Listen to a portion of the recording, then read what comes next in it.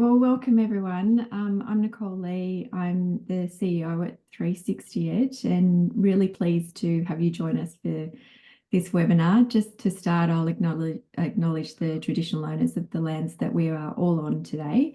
I'm on the land of the Boonwurrung people in Naarm in Melbourne, and I pay our respects to elders past and present.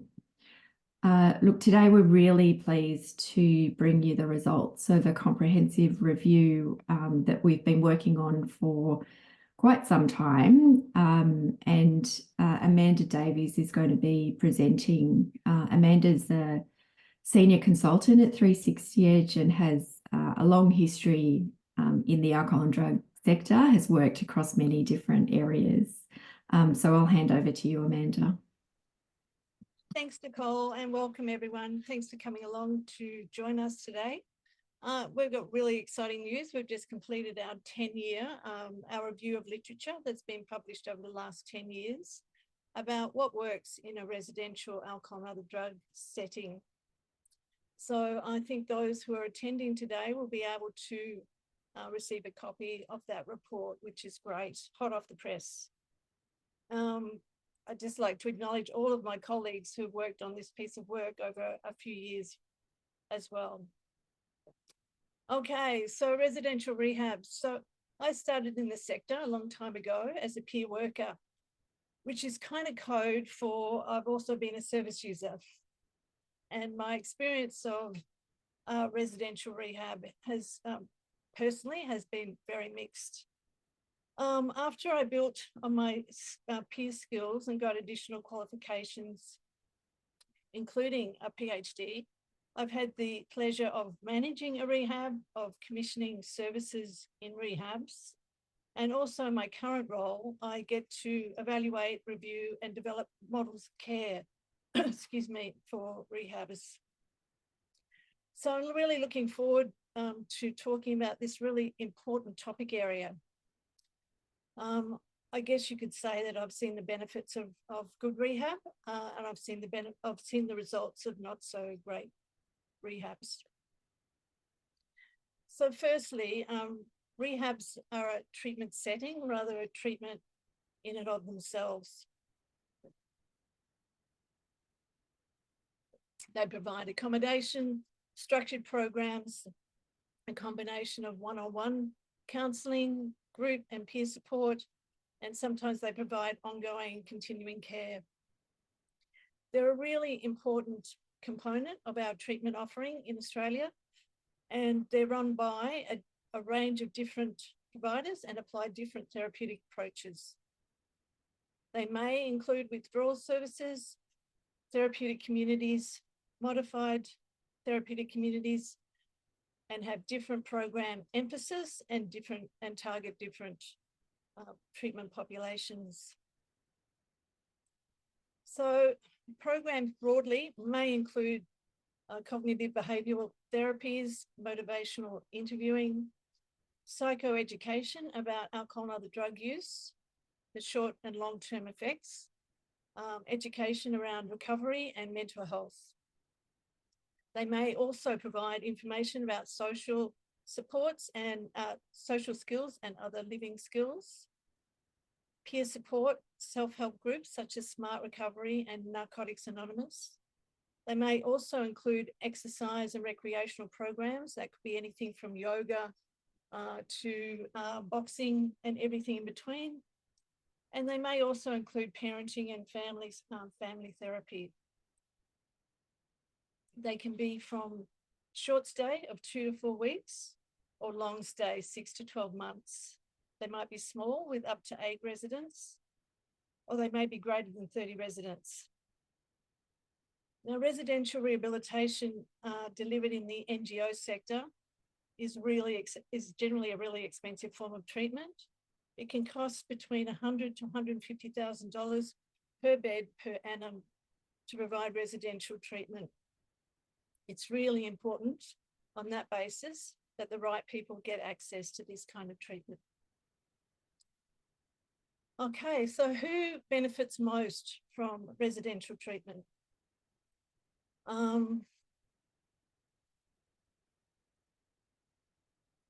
if someone's been to a outpatients day program or had one-on-one counselling, and they've assessed their treatment experience as unsuccessful, meaning that they did not achieve the outcomes or the treatment goals that they were hoping for, this cohort is really benefit greatly from a residential program. We all know of examples when the wrong person gets referred to a residential program and the program doesn't actually meet their treatment needs. So it's really important for people to be able to be matched to the right treatment, and people with unsuccessful previous treatment attempts benefit greatly from residential treatment. People with high levels of harms associated with their drug use, so people who have social, economic or health harms associated with their drug use will benefit from residential treatment. They're probably a really good treatment match for treatment provided in a residential setting. And the literature is really quite clear on who benefits most from treatment. So we've got previous unsuccessful treatment, people with high levels of harm associated with their drug use. That might also include people who have involvement with the criminal justice or child protection systems. People with complex social circumstances, so people with complex mental health issues or complex unresolved, untreated trauma histories, people who are homeless or have long-term joblessness also benefit from residential treatment. They're structured, they're safe, they provide people a reprieve from their life circumstances, perhaps even on the street. And people who inject drugs also benefit greatly from receiving treatment in residential settings. Obviously, some people who inject drugs also experience high levels of harm and have complex social circumstances. And I guess the point is that historically there used to be a sub-cohort of people in residential treatment that had complex social circumstances. But these days, most people entering residential rehab come with high levels of harm, complex social circumstances, and a high number of people are also have a history of injecting drugs. So what are the different treatment elements that work well for the people who benefit from treatment? So overall, we found that residential treatment is effective in reducing alcohol and other drug use. It can decrease the risk of criminal behaviour, and it can improve mental health outcomes for participants. The caveat, the longer the better, but the caveat is that most people who benefit more have to actually complete their residential treatment. There is also broad recognition these days that most treatment programs being delivered in residential settings need to provide adjunct support, which might include mental health, domestic and family violence, or vocational training and support. I think the shift from a traditional therapeutic community with community as method into more and more modified TCs is an indication of the need to provide adjunctive services in residential settings.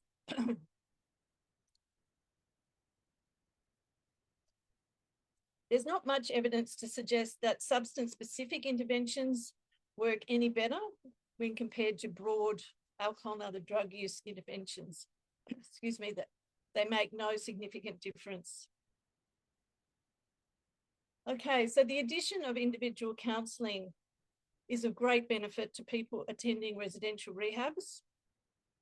There's been some work done with methamphetamine users who achieved longer-term abstinence and greater rates of abstinence and longer-term treatment outcomes with the addition of individual counselling.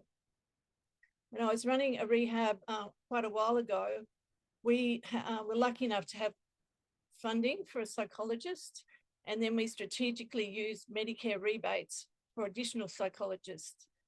And we had women who were kind of at the pointy pointy end of substance use. Sorry, my glasses are falling off my nose. They benefited greatly from access to one-on-one intensive counselling for the duration of their admission. We were long-term, about 6 months.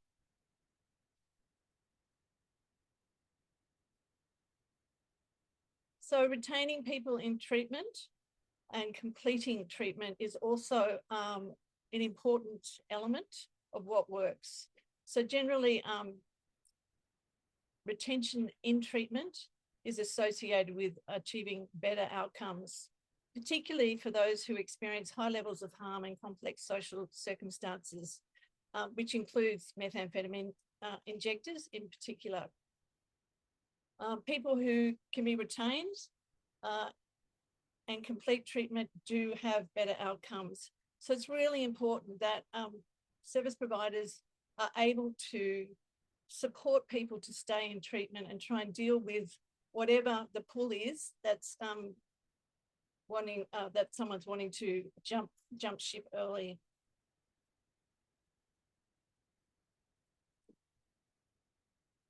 So retaining people in treatment, the methamphetamine study suggested that if people can stay in treatment for 90 days plus, they will achieve better outcomes. Systematic reviews of therapeutic communities have consistently identified longer lengths of stay associated with better outcomes. But the caveat is that they also need to complete the program. Family-orientated treatment. So for men, women, and Aboriginal and Torres Strait Islander people, having family orientated or being able to go into treatment with a family member, with children, with a partner is really important. Reduces access barriers for a lot of those people, particularly Aboriginal and Torres Strait Islander people. We recently did a review of a family-based service, and the service users suggested that being able to bring their families and carers or extended families into the residential setting with them made a significant difference. They may not have, in fact, been able to attend rehab without that opportunity. Family-orientated programs may also include the addition of significant family-based interventions and parenting programs. So continuing care and aftercare is also a really important element of what works well in treatment and what helps to create better outcomes for participants. Given the high rates of relapse for alcohol and other drug users entering treatment, the importance of continuing care and or aftercare has been really well identified in the literature.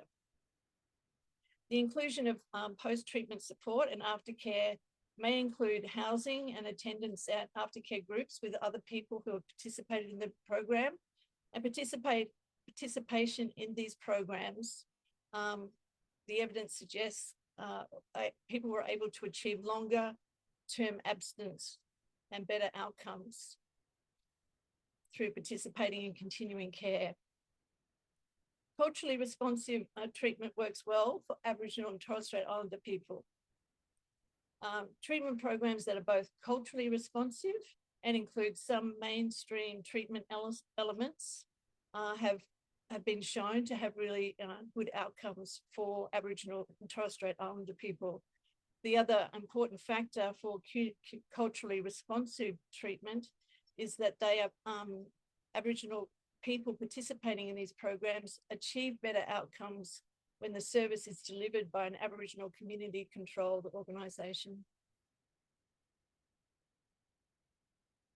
Okay, so having just said that Aboriginal and Torres Strait Islander people do better in culturally responsive treatment, which I'm sure is probably no news to anyone attending this webinar today, a recent evaluation of the Glen on the Central Coast of New South Wales provides both cultural healing elements and mainstream elements. They provide music lessons, engagement with elders, yarning circles, and are really focusing on strengthening cultural links. People who participated in that program achieved more sustainable outcomes from participating in the Glen program. Okay, people with co-occurring mental health needs. People with who have co-occurring needs is a high population of people in Australia. Between 70 and 90% of people accessing AOD treatment have co-occurring mental health needs. There is some evidence that modified TCs may facilitate better outcomes for people with co-occurring mental health and AOD, but the addition of having a continuing care program has shown to be beneficial for people with co-occurring needs. Okay, women and children. There's many barriers, obviously, for women who are wanting to enter treatment, and for women with children, stigma is a massive barrier for women with children entering AOD treatment. Often they're being told by the authorities or child protection that if they don't enter rehab, they may be at risk of losing their children. But gender responsive treatment has been found to be beneficial, and it's also beneficial for women receiving treatment in prison by a modified therapeutic community model. Women who experience violence in the home obviously find accessing a women-only service a really legitimate and safer option. Just by way of a brief case study, when I worked with women and children in the residential rehab in Sydney, we were able to provide wraparound support with an AOD caseworker and a child and family caseworker. We're able to work with the women to develop their treatment goals and their parenting goals for the duration of their admission. This was an amazing program, addition to the program, and the women benefited greatly by participating in a co-case management, parenting, AOD case manager, wraparound support, and it was person-centered and tailored to their specific needs. We also supported women who had children removed. They were also able to participate in this program, which was a really great, meaningful process for them. I'm just aware of time. Okay, we're on the final slide, so we're going really well. Finally, I'd just like to highlight how can you ensure that you are delivering high quality best practice services. The evidence about quality and effectiveness at a local service level isn't great. There's wide variance in how things have been measured, and the program types greatly vary. Our experience of working with independent organisations and large charities is that services benefit greatly when they have a clear scope of practice and a comprehensive model of care. So scope of practice is really important because we can't be everything to everyone. The people accessing residential treatment have a high level of unmet needs often over long periods of time. So defining the scope of practice, who do we work with? How long's our treatment program? Do we provide continuity of care or aftercare? What does that look like? What does the evidence say to support the development of our scope of practice? Developing a comprehensive model of care is a really important addition. Services can develop their own models of care, but often don't have the time or the resources to do that. Models of care helps to describe treatment and support needs of the service that the service is addressing. Sorry about my glasses, they're really driving me crazy. And we can help services find it really helpful to measure their outcomes. They should be well defined in a model of care, and a monitoring and evaluation framework can help service providers to build their own evidence base and tell their own story about how effective their service is. Okay, thank you. Great, thanks so much, Amanda. If anyone's got any questions, you just pop them in the chat or the Q&A. So there's one first question here is what's the modified therapeutic community? Can you describe that a bit more, Amanda? Yeah, sure. So historically, therapeutic communities use community as method, which means that the treatment is really enabled through the community process. But modified TCs are building their adjunct services. So it might be counselling, domestic violence, mental health support, training and vocational support.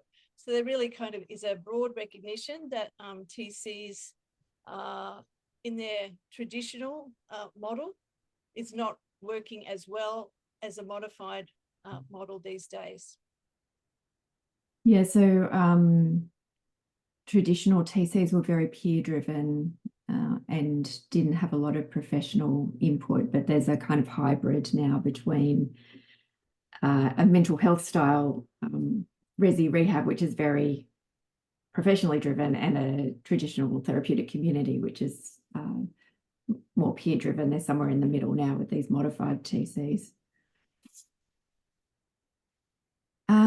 Rachel, thank you, Rachel, for this question. Is asking, did the research consider what's beneficial for young people aged 16 to 25 and what works? That's an excellent question. Yes, there's a section in our report that outlines the details about what works for young people, but there's some evidence that quite a structured behavioural impact approach has good outcomes for young people. And I think there's as an example of that in Canberra, run by Ted Knopf's. But I think we've also included an American study in the review. Right. So this question is probably for you, Richard. There's a question here about what's involved in developing a model of care. We hear a lot about it at the moment, but what is it, and how does a service get one? Oh, what is it? What isn't it? I might start with what shouldn't be like a boring piece of paper that no one ever reads. I guess the ultimate ideal with a model of care is someone who enters the service should be able to understand that document and get a really good sense of why and how the service works the way they do. So kind of a non-denominational spiritual guidance document, if I can put it this way. I don't want to use the B word, but really, I guess the process is one of alignment. Most services have a really good understanding of their vision and mission. You know, who are we? Why do we work the way we do? We'll have a really good understanding of their service users. Who do we support? What do they need from us? What are the sort of meaningful change processes that they want assistance with? So that stuff's easy. Then there's, I think, a little bit of a kind of harder question about how do we align the way we'd like to work and what our service users want from us with the evidence. There needs to be a kind of a what works check. And I think this is related to that scope of practice consideration that Amanda was mentioning before. Like, what do we provide directly and what do we facilitate? It often means thinking through things like partnerships. What networks are we part of? And then kind of aligning with the outcomes. What's our sort of theory of change? I guess, how do we think the work that we do contributes to positive outcomes for the folks we work with? What are those sort of meaningful outcomes for service users, and how do we keep track of how we're traveling, how we're going with that? What are we measuring? And what does that mean in terms of like individual service users getting the best from us, but also over time, does our model of care need to change to reflect changing needs or changing evidence, or even a shift in the work that we're doing with people? So I guess it's an alignment process. And that's, I think, what Amanda was talking about when she said this is really important work that often falls to the side of the desk, because it does take a lot of resources to sit down and do that work, either to do it for the first time or every couple of years to go back and say, do we need to look at our model of care again? Has it drifted? Thanks, Richard. There's a couple of questions quite a few questions coming in. So the first one is, were there any links between success of on-site detox and rehab versus just rehab only? Amanda? No, there It's was nothing, no. no head-to-head studies on that. And is there any suggestion or evidence that LGBTQIA plus people do better in non-mixed residences? I guess in the same vein as women doing better in single gender. There's no significant research been done in that area with that focus. It's a really under-researched area. Okay, thank you. And there's a question from Chris. You mentioned that 90 days plus has better outcomes. Is there any period of time that has little or negative outcomes? No, the comparisons were made about residential settings and non-residential settings, so community-based day programs rather than, but yes, completing and for 90 days is a significant factor in how effective the treatment can be. Okay. And what support is available for alcohol and other drug residential family services for people that can't afford the cost? I think that's a negotiation between a family and an individual residential rehab. I know that some rehabs will make allowances and try and get support for people who can't afford to attend, but that's an individual rehab, not a generalised statement that I can make. Jason, thanks for this question. Additionally, could too much post-discharge support create unwanted dependency on treatment services rather than promoting independence and autonomy? That's an interesting question. It's an interesting question, and I don't know that any residential rehabs have the resources to over-support people, but or the capabilities. But it is an interesting question. And actually the first part of Jason's question was, is there an optimal way to deliver post-discharge support? Like how long and what kind of support? I think relapse prevention planning and check-ins is the kind of bare minimum, and then that can kind of step up into aftercare support, which it would include housing, dedicated groups, and potentially counselling. Right. Yeah, I think reading the document, it's really needs to be tailored to the person's need, right? So last question, I think, from Tomoko, thank you. What type of substance use disorders are we targeting in this this evidence review? She's read my paper, which said from a long time ago that said methamphetamine users don't really seek support because there's no medicine. Would that be the same for cannabis? And is there knowing specific support is important? What type of different services to women do you suggest? You want to answer some of that question, Nicole? Yeah, I think that was a paper in 2011, apparently, so it was a while ago. There was another study done more recently out of Turning Point that showed that people who use methamphetamine actually do the best out of all different types of people who use different types of drugs. So once they go into treatment, they do very well, but attracting them into treatment is the greater difficulty. And I think it's probably not too different for people who use other drugs as well. Yeah. And I think I would just add to that it's mainly people who reach the level of severity of dependence in their using behaviours, have significant harms and experiencing social disadvantage at a range of life domains. Yeah, and I think the other thing we found was that there's not a lot of difference between treatment types, and so whatever treatment people prefer to go to is a good one to help them access. And if they're really keen on residential rehab, we know that that's an effective treatment, just as effective as other treatments. So the other question before we finish up is what type of services for women would you suggest, or what's included in those types of services? Well, each service provider has their own therapeutic approach or includes different modalities. So obviously the service I ran was used a range of motivational interviewing and CBT as the kind of core, a lot of psychoeducation across all the levels. But really, there's no perfect fit. But I think Nicole mentioned it just now. Some treatment is better than no treatment. A lot of the women's programs are quite similar in what they deliver, but yeah, you'd have to check with the individual programs about what are the elements that they're using, because often that's not well articulated on people's websites.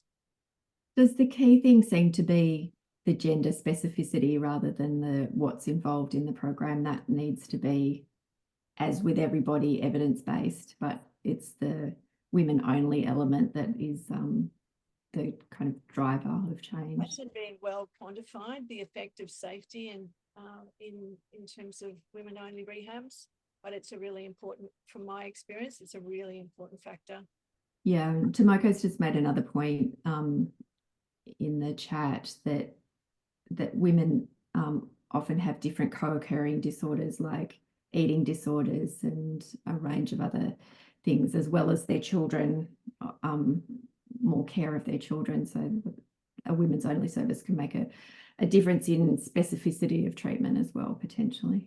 And I think that's why we prioritised a good hierarchy of clinical support, from an AOD caseworker up to a clinical psychologist and kind of stuff in between. So people were able to get all of those unmet complex needs in their history, mental health, drug use and trauma addressed in a really safe environment.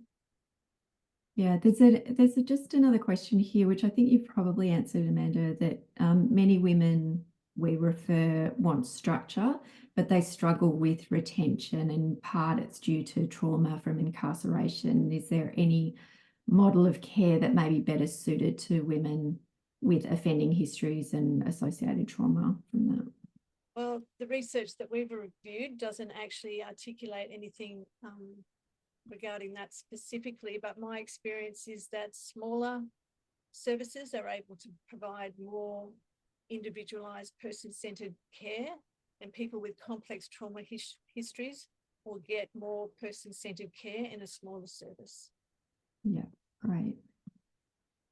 All right, well, I think that brings us to the end of the webinar. As Amanda said, we will send anyone who registered for the webinar a copy of the report probably sometime this afternoon or tomorrow morning, and it will be officially launched later this week, but you get a sneak preview as part of the webinar sign up. And if you've got any further questions, feel free to shoot us an email as well. So thanks so much, everyone, for attending. Really great to see so many people here, and yeah, look forward to connecting next. We've got another webinar next week looking at GPs, how to engage GPs in alcohol and drug work, if anyone's interested in that as well.